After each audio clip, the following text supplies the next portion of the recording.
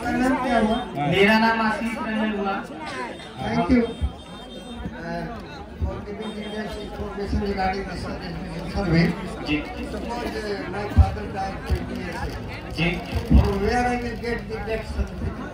आप जिनका death certificate नहीं बन सकता, अनुमानित डेट से आप मुखिया या सरपंच जी के यहाँ जाकर के उनके लेटर हेड पे लिखवा देना है कि हमारे पिताजी 50 साल पूर्व देहांत कर गए।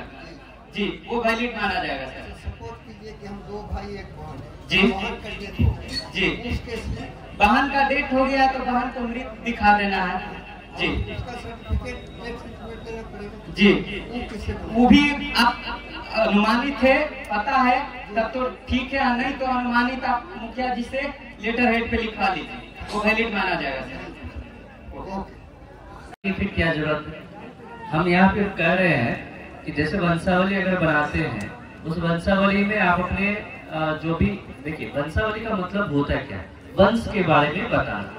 आप अपने वंश के बारे में बताने में क्यों हिचक रहे हैं?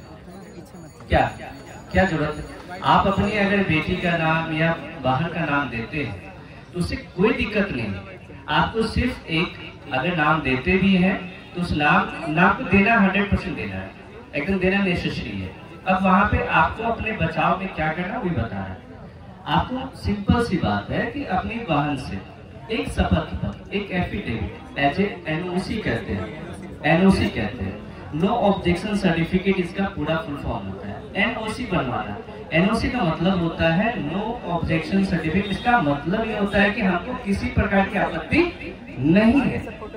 जब वो लिख के दे देगी कि हमको अपने परिवार के जो हमारे पिताजी हैं, हमारे पिताजी या हमारे भाई हैं, उनकी संपत्ति में मुझे किसी प्रकार का लोभ लालच नहीं है, हमें कोई मतलब नहीं है, तो आपको कहाँ से दिक्कत आने वाला। वैसे भी हमारा जो हिंदू रीति रिवाज है उसके आधार पर हमारी बहन बेटी का शादी हो जाता है, फिर वो अपने ससुराल में रहती है, अपने ससुराल को संभालती है। तो हिंदू रीति रिवाज के अनुसार हमारी बात नहीं, मेरा बात नहीं समझ सर। आपका जवाब मिल रहा है सर, आप वेट कर लीजिए। 1 करोड़ देना पड़ेगा, बंद कर देंगे। आप थोड़ा देर रुक जाइए, आपका जवाब दिया जाएगा। आप फदियाइए नहीं, थोड़ा सा धैर्य रखिए, आपका जवाब दिया जाएगा। नहीं समझे लगता है, आप पहले सुन ले।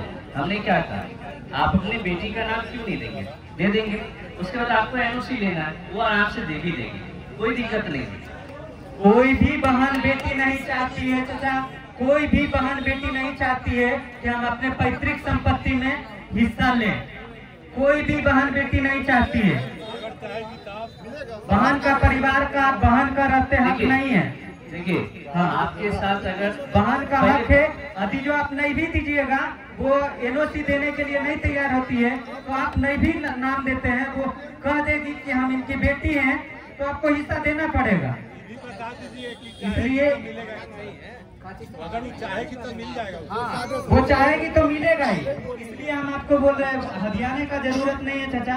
आपकी जो भी बहन बेटी होगी ना, वो आप उनको अच्छा से समझाइएगा कि ये हमारा जमीन के बारे में हम आपसे एनओसी ले रहे हैं, आपके जमीन के बारे में नहीं ले रहे हैं। वो हर हाल में साइन करेगा। देखिए, क्वेश्चन लीजिए। नहीं, देखिए, परेशान होना नहीं है। आपको बार बार कह रहे हैं परेशान नहीं होना। देखिए, समाधान बता रहे, ये आपके साथ ये घटना नहीं घटेगा।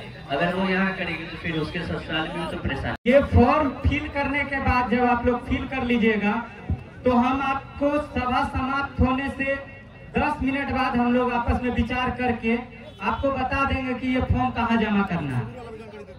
ऐसे हमारा शिविर है महना चौक से 1 किलोमीटर पूर्व, पंचायत सरकार भवन, महिमा गोपीनाथपुर में। आप वहां भी जाकर के फॉर्म को जमा कर सकते हैं। और विशेष जानकारी के लिए हम आपस में तीनों अमीन बातचीत कर लेते हैं, विचार विमर्श करके आपको बताएंगे आपकी सुविधा अनुसार कहाँ आपको जमा करना है फॉर्म को। फॉर्म जमा करने वक्त सारा चीज का फोटोकॉपी लगाने के बाद आप 10 रुपया का एक बटन वाला फाइल आता है, उसमें आप अपना अपना अलग अलग इंडिविजुअल उस फॉर्म उस फाइल में बटन लगा करके ही जमा करेंगे। ऐसा नहीं, आप नहीं ऐसा करते हैं तो हमारे पास बहुत सारा मौजा है। किसी तरह बारिश हुआ, भीग गया, हम बारिश में सफर कर रहे हैं, किसी कारण बस भीग गया तो आपको भी प्रॉब्लम होगी, हमें भी प्रॉब्लम होगी। इसलिए आप 10 रुपया का एक फाइल बटन वाला आता है, वो लगा करके ही दीजिएगा अपना सारा डॉक्यूमेंट। ऐसा नहीं है जिनका दाखिल खारिज नहीं हुआ है वो करवाइएगा, और पहले ये फॉर्म हर हाल में फिल करके देना। ये फॉर्म फिल करने का समय आपको 1 महीना का दिया जाता है। 1 अक्टूबर तक ही फॉर्म जमा होगा। किसी कारण बस ये फॉर्म नहीं जमा करते हैं तो घबराने का जरूरत नहीं है। इसका जो 4th स्टेप है, ये फॉर्म जमा होने के बाद हम लोग आपके गांव में किस्तवार का काम करने के लिए आएंगे। किस्तवार का मतलब हुआ हम आपके एक एक प्लॉट का वेरिफिकेशन करने के लिए आएंगे कि कौन सा प्लॉट किनका है। उस टाइम भी हम आपसे जानकारी लेंगे। आपका भी फर्ज बनता है कि आप हमें सहयोग करेंगे। कोई रैयत अपने प्लॉट पे नहीं पहुंच पाते हैं किसी कारणवश, हम आम सूचना दिए कि कल से किस्तवार का काम आपके मौजा में शुरू करने जा रहे हैं। किसी कारणवश कोई रीजन से वो बाहर हैं तो आप लोग से आग्रह रहेगा कि आप हमें उनका भी जानकारी दें ताकि हमें अपने काम को करने में सहूलियत मिले। किस्तवार जब करेंगे, किस्तवार करने के बाद आपका फिर आम सभा होगा, उसमें हम खाना पूरी का काम करेंगे। जो आपके ग्राम में ही आकर के अलग अलग मौजा में करेंगे। उस टाइम फिर से आपको उस टाइम हर हाल में हमें जो जो डॉक्यूमेंट का डिमांड हम करेंगे उसका ओरिजिनल और फोटोकॉपी दोनों आपको देना पड़ेगा। खतियानी जमीन है तो खतियान देना पड़ेगा, जिनके पास नहीं है वो अभी टाइम है, निकलवा लीजिएगा नकल। ऑनलाइन के लिए आप परिमार्जन कराइए चाचा, आपका क्वेश्चन का जवाब मिलेगा। थोड़ा वेट कर लीजिए, स्टेप बताने दीजिए सर। उसका बता रहे हैं, थोड़ा देर वेट कर लीजिए, स्टेप बता लें। खाना पूरी के बाद आपको LPM दिया जाएगा।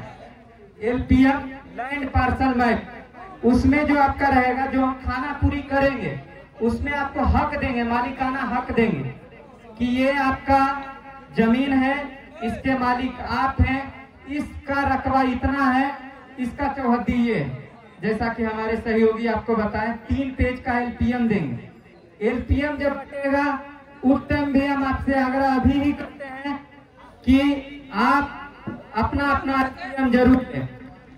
हम LPM हो सकता है कि जनप्रतिनिधि के यहाँ जमा कर दें, बट आपको आम सूचना दे दिया जाएगा कि फलाने व्यक्ति के यहाँ LPM का है, आप ले लीजिए। सर्वे का कोई भी काम रहे, आप लोग से मेरा आग्रह रहेगा कि सर्वे का जब भी आम सभा हो तो आप लोग अधिक से अधिक संख्या में पहुंचकर उस जानकारी को प्राप्त करेंगे।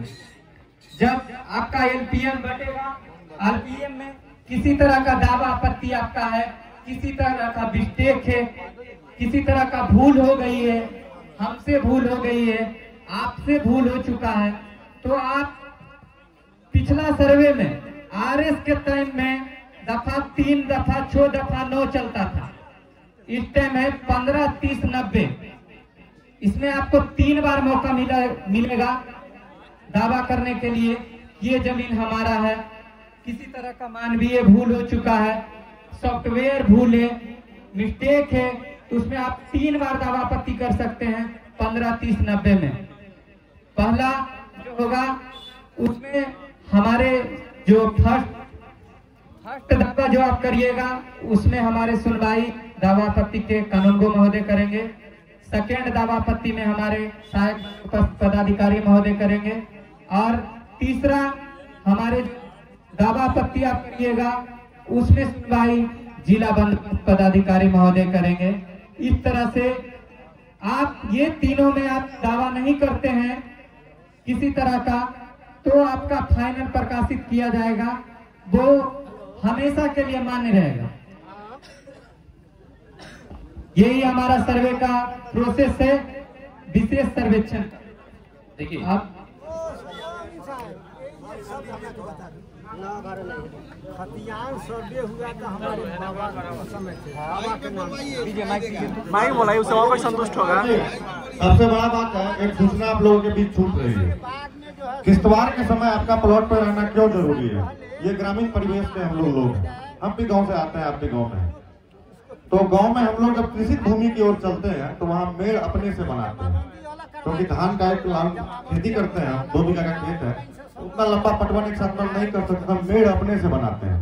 तो हवाई सर्वेक्षण जब हो रही थी तो उसमें तो 4 मेड़ आया है 10 कट्ठे में, तो हम तो समझ रहे हैं 4 प्लॉट है।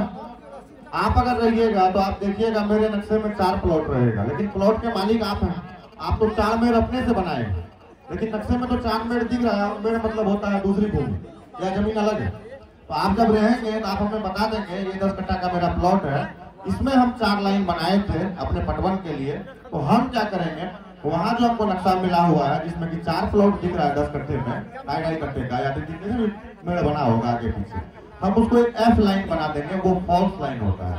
फिर नक्शा जाएगी कंपनी के पास, जो कंपनी रिलाइज करती है नक्शा, मुख्यालय जाती है नक्शा 4 बार आता जाता है। तो उस बीच फिर जो नक्शा मेरे पास सुधार होके आएगा तो उसमें वह 1 प्लॉट दिखाएगा। पहले मेरे पास 4 प्लॉट दिखा रहा था, आपने बताया ये 10 कट्ठा का प्लॉट है, ये मेरा है, हम अपने से मेड़ बनाए हैं, तो हम उसको सुधार कर देंगे। फिर वहां जाएगा, उसके बाद जो मेरे पास नक्शा आएगा उसमें अपना सिंगल प्लॉट दिखाएगा। तो किश्तवाड़ के समय में अपने अपने प्लॉट पे रहना इसीलिए जरूरी है। अब हम क्वेश्चन की दौर की ओर बढ़ते हैं, तो समय सीमा को भी देखना है। आप लोगों के बीच एक माइक जाएगा, आप अपना अपना प्रश्न रखेंगे, इधर से उनका उत्तर प्राप्त होगी, ठीक है? तो चलिए हेलो हेलो सही सही हम अभी हमारे माइक को हल्का सटाइए चाचा, माइक को हल्का सटाइए, थोड़ा सटाइए, बलक वाले भैया थोड़ा क्या पकड़ लीजिए। इसको हम पौत्र के नाम से रैयत में दे सकते हैं यानी? आपका आवाज समझ में नहीं आया, क्या बोलना चाह रहे हैं? जैसे हम अभी जीवित हैं, हमारे बेटा भी जीवित है, पौत्र के नाम से रैयत में भर सकते हैं कि नहीं? देखिए ये आपके स्वेच्छा पे डिपेंड करता है। देखिए हम आपको बता देना चाहते हैं, प्रपत्र नंबर 3 में ये क्या लिखा हुआ है। 3(1) का लास्ट पेज आप देखेंगे, लिखा हुआ वंशावली के आधार पर प्रत्येक उत्तराधारी का दखल निम्न प्रकार है। तो आप अगर अपना पोत्र के नाम पे यानी पोता के नाम पे दखल दिलवाना चाहते हैं तो आप दिलवा दीजिए, अभी क्या ऐतराज है? आपकी चीज है। नहीं, आप अपने पोता के नाम पे देना चाहते हैं, बेटा के नाम पे नहीं देना चाहते, तो आपकी प्रॉपर्टी है, ठीक है?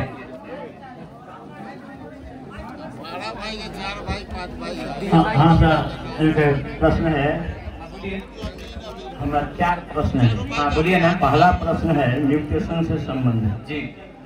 अंचल में म्यूटेशन के लिए रैयत जमीन निकाल लिया जी, ऑनलाइन जो है सो दरखास्त दे दिया दस्तावेज का, हम जनहित प्रश्न कर रहे हैं जी, और रैयत को दौड़ते दौड़ते जो है सो हालत खराब है जी।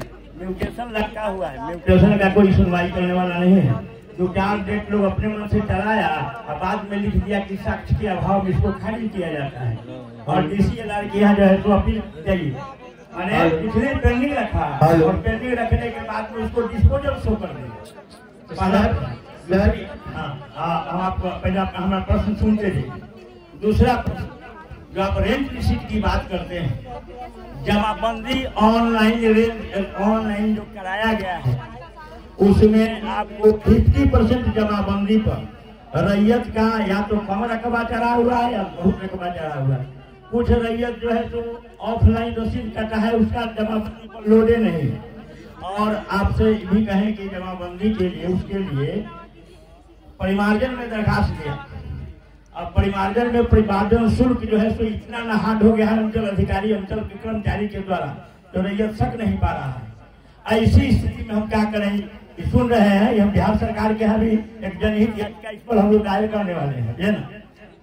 तीसरा प्रश्न है, एक भाई के नाम से खतियान है, बाबा परबाबा के नाम से, हम लोग दखल कब्जा में अलग अलग जोत रहे हैं, रसीद हमारे बाबा के नाम से कटता है, इसके बाद में उसको हम लोग बांट लिया, चाहे किसी तरह से एक बाबा के नाम से है, जमाबंदी हमारे नाम पर ट्रांसफर है, उस इस स्थिति में हम फॉर्म वंशावली भरेंगे कि नहीं भरेंगे? भरिएगा सर। अच्छी तरीके से जब हम ऑलरेडी जमाबंदी हमारे नाम से ट्रांसफर होकर सिंगल हम अपना रसीद कटवा रहे हैं, तो हमको जमाबंदी भरने की क्या जरूरत है? वंशावली हमको देखिए, वंशावली आप भरिएगा ना, तो इसमें एक तरह से आपको जिनका जमाबंदी हो चुका है तो बहुत बढ़िया है, जिनका नहीं हो चुका है अभी साथ साथ समझिए बंटवारा भी आपका हो जाएगा। नहीं हो चुका है वो तो भरना अनिवार्य है। हाँ, लेकिन जिसका जमाबंदी ऑलरेडी ट्रांसफर्ड है माने उसके उत्तराधिकारी के नाम पर, तो उसको वंशावली का फॉर्म भरना अनिवार्य है कि नहीं है? नहीं, आपका जब अपना खुद का जमाबंदी टूटा हुआ है तो आपको भरने का जरूरत नहीं है।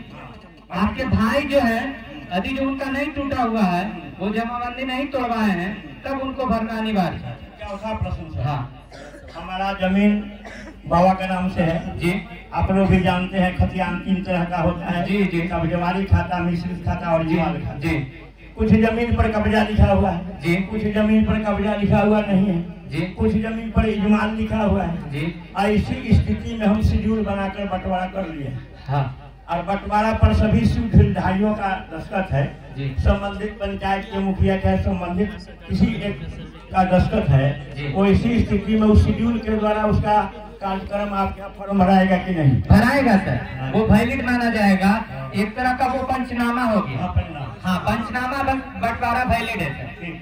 और ये आप मोटेशन वाला जो बात की है सर, उसका आप सुन लीजिए। जब भी मोटेशन रिजेक्ट होता है तो उसमें रीजन लिखा हुआ रहता है। माननीय जिनका भी रहे, DCLR महोदय से रहे या अंचलाधिकारी से रहे, तो उसमें लिखा रहता है जी। जब उसमें ऑलरेडी दस्तावेज संलग्न है जी, तब उस पर लिख दिया जाता है कि साक्ष्य के अभाव में यह बात किया जाता है। वो सर वो हम डील नहीं कर सकते, वो अंचलाधिकारी का काम है, वो अंचल का काम है सर। रेंट रिसीट के अभाव में जी, हमारा प्रोसीडिंग आगे की ओर बढ़ता है। फॉर्म आप फिल करिए, फॉर्म में हमको आप रसीद लगाते तो भी ठीक है, नहीं लगाते तो भी ठीक है। लेकिन जिस टाइम खाना पूरी होगा, आपको 2 महीना का टाइम दिया जा रहा है। खाना पूरी में 2 महीना का टाइम लगेगा, किस्तवार होगा, उसके बाद खाना पूरी का काम होगा, तो उसमें टाइम लगेगा। आप जब तक आप अपना सारा काम करवा दीजिए। अभी सर भगवान मिलना आसान है, लेकिन मुजफ्फरपुर के रेकर रूम से नकल मिलना आसान नहीं है सर। देखिए, नहीं सर, आप ये मोतीपुर अंचल में हम परसों गए हुए थे, उसमें हम देखे कि अंचलाधिकारी महोदय के गेट पे लगा हुआ है कि आप 15 दिन के अंदर नकल निकलवा सकते हैं। जी, दुर्भाग्य से हम सर्किल इंस्पेक्टर रिटायर हैं, कर्मचारी हैं, अच्छा, अमीन भी हैं, सर्वे में अमीन हैं, चकबंदी अमीन भी रहे हैं जी, इसके हर फेज से गुजरे हैं। अभी सब जगह लिखा रहता है जी। आपको हम 56 का बिहारत में लिखा जी, इसके बाद 62 का सर्वे देखा जी, इसके बाद चकबंदी देखा, इंदल सिंह नामधारी का पासबुक देखा, अच्छा। और सब में जो है सो डिफेक्टिव अंचल रहा। हम अंचल में भी रहे हैं। अंचल कभी भी चकबंदी को और सर्वे को कोऑपरेट नहीं करता है, इसलिए आपका काम जो है हम 100% सही बताते हैं।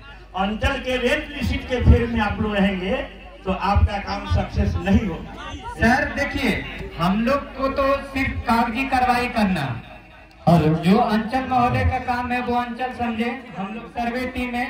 आप जो दस्तावेज दीजिएगा, हमको दस्तावेज के आधार पे ही काम करना जी।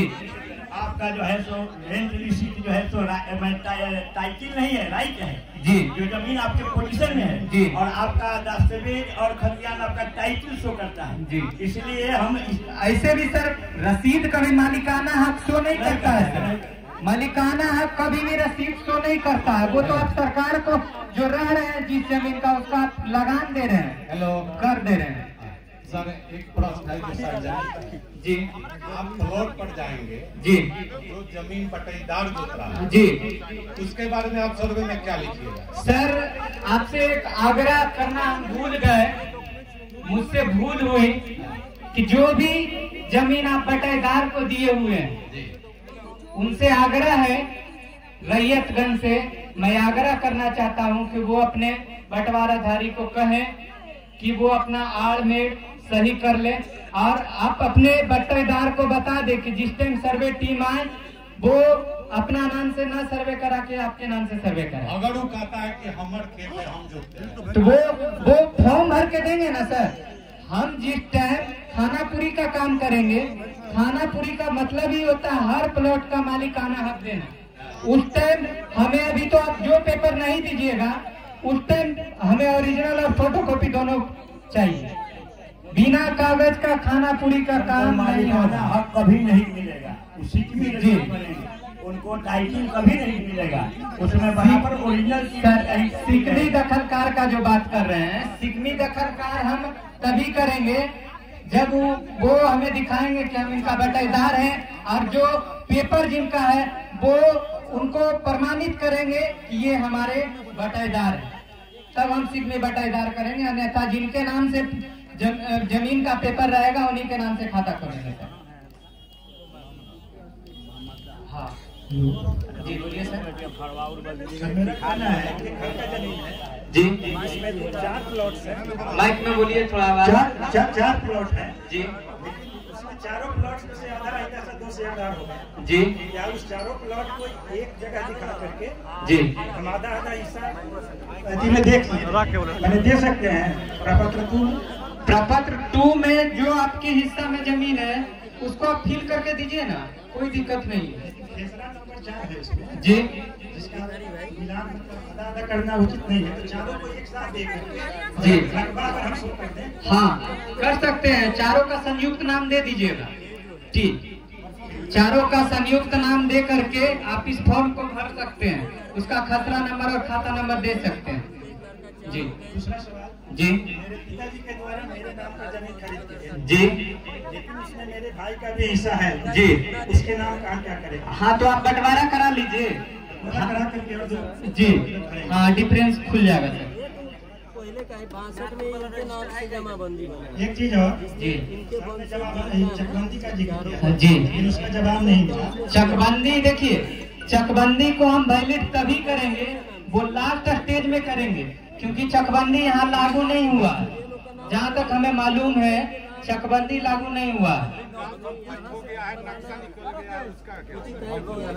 उसका वैलिड माना जाएगा, उसके बेसिस पे आप बंटवारा करते हैं तो उसको भी हम वैलिड मानेंगे। साक्ष्य के आधार पे चकबंदी आपका हम लेंगे। जैसा कि हमको जो लिस्ट मिला है जटौलिया ग्राम पंचायत के बंगरा पट्टी जो है उसमें चकबंदी में मेरा लिस्ट में आया है ना माधोपुर मधु का शायद। हाँ वो जिनका आया है उनका हम वैलिड करेंगे।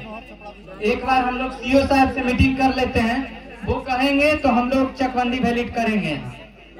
जी आधार पर जो खतियान बना हुआ है जी वो हमारे बाबा बाबा के नाम से जी इसमें जमाबंदी अलग होकर के जी बाबा चाचा के नाम पर बाबूजी के नाम हाँ। पर जमाबंदी अलग हो गई। हाँ उसमें से कुछ ऐसे भी केस हैं जी जिसमें बड़े भाई के नाम पर जमाबंदी अलग हो गया जी उसमें छोटे भाई का भी हिस्सा है जी लेकिन वो जमाबंदी एक आदमी के नाम जी। उसको हम उसमें छोटे भाई का नाम जुड़वाने के लिए क्या करेंगे? आप बंटवारा करवा ली, वंशावली बनवाइए, खतियान से स्टार्ट कीजिएगा, जिनका नाम खतियान पे है वहाँ से स्टार्ट करके अभी जो प्रेजेंट में वहाँ तक आप करवा लीजिएगा। ठीक है, तो अलग अलग खुल जाएगा खाता। जी था कि जन को अपनी जमीन में बसाया जाता था जी। जिसके घर का पर्चा उसको मिल जाता जी। पर्चा मिल जाता जी। और उसका नियम ये है कि उस जमीन पर जब तक वो कब्जा है उसका हाँ। घर है तब तक वो जमीन उसके कब्जे में है। उसके कब्जे में। उसके नहीं रहने के बाद वो स्वयं भूधारी का हो जाता है। जी तो भविष्य में ऐसे जो कब्जाधारी थे बास्केट पर्चा वाले जी। उनके खानदान में कोई नहीं है और वो जमीन छोड़ करके चले गए हैं। हाँ जी। लेकिन खतियान में वो बास्केट पर्चा और नक्शा में दिखा रहा है जी। तब तो वो जमीन जो रैया धारी है वो अपने बास्केट पर्चा को प्रमाणित करना पड़ेगा सीओ साहब से। जो आपके अंचलाधिकारी महोदय रहेंगे उनसे जाके वो पर्चा ले जा करके प्रमाणित करना पड़ेगा कि जो जिनके नाम से ये पर्चा है वो खत्म हो गए हैं, तो वो लिख के देंगे कि हाँ खत्म हो गए, उनके नाम पर ट्रांसफर कर दिया जाए, तब ट्रांसफर हो जाएगा। जी। लेकिन वहाँ पर कोई ट्रेस ही नहीं है। नहीं तो ट्रेस करवाना पड़ेगा सर, अंचल से ही लिखवा करके देना। हाँ फिर वो रैयतधारी के नाम हाँ। पर दूसरा क्वेश्चन, जैसे एक जो हम प्रपत्र तू भरे जी, मान लीजिए एक आदमी के नाम पर या हमारे नाम पर या हमारे भाई के नाम पर खतियान अलग अलग है या जमाबंदी है जी, तो उसको दोनों के लिए हमको 2 प्रपत्र भरना पड़ेगा, एक ही प्रपत्र में उसका नहीं अलग अलग भरना पड़ेगा, हर जमाबंदी के लिए अलग अलग भरना पड़ेगा। यदि जो आपके नाम से सारा है तो आप अलग भरिएगा और भाई जी आपके अलग भरेगा और अलग अलग मौजा का भी अलग अलग प्रपत्र भरिएगा। जी, पूछने का मतलब है जी, ऐसे 2 जमाबंदी जी, एक मेरे भाई के नाम से है, एक मेरे नाम से। हाँ, दोनों जमाबंदी में हम दोनों भाई का हिस्सा है। अच्छा, तो फिर जब हम अपना जमा प्रपत्र 2 भरेंगे जी, तो उसमें दोनों जमाबंदी का जिक्र हम एक ही प्रपत्र में करेंगे या 2 प्रपत्र में? नहीं, दोनों का एक ही में जिक्र करेंगे। जमीन साथ है ना तो एक ही करना। जैसे एक जमाबंदी धारी का नाम हाँ, दूसरा हो जाएगा, दूसरे जमाबंदी धारी जी, का नाम दूसरा हो जाएगा। उन्हें पूछ लो और माइक कितना चाहिए। एक चीज और सर, उसमें देखिए वो जो भराएगा ना प्रपत्र 2 में, उसमें दोनों भाई का नाम है ना जमाबंदी पर, एक भाई का नाम है तो एक ही लेंगे। हाँ, हाँ, अरे एक चीज और, हाँ, देखिए सीओ साहब मान्य कर दिए होंगे तो हम साक्ष्य के आधार पे उसको वैलिड करेंगे। यदि जो नहीं मान्य किए होंगे तो हम उसको वैलिड नहीं करेंगे, क्योंकि वो हमारे वरीय पदाधिकारी हैं सीओ महोदय, हम उन्हीं के दिशा निर्देशानुसार चलेंगे। जी सर, एक चीज और, गाँव में होता है जी, हम अपनी जमीन और ये 2 आदमी का जमीन है जी, हमने एक दूसरे को मौखिक रूप से बदलाएंगे, नहीं तो मौखिक बदलाइन वैलिड नहीं होगा सर। हम प्रपत्र में भरेंगे तो अपना जो मेरा उनके कब्जे में है हाँ, उसका जिक्र करेंगे। नहीं, आपके कब्जे में जो है उसका जिक्र करना है, उनके कब्जे में जो है उनका करेंगे और उसमें अभियुक्ति कॉलम में बदलाइन लिख देंगे। जी, मौखिक बदलाइन लिखना है। जी, उनका जमीन तो मेरे कब्जे में है, उसी का जिक्र। हाँ, उसी का जो आपके अंडर में अभी है उसका जमीन, उस जमीन का जिक्र करना है प्रपत्र 2 में। और सर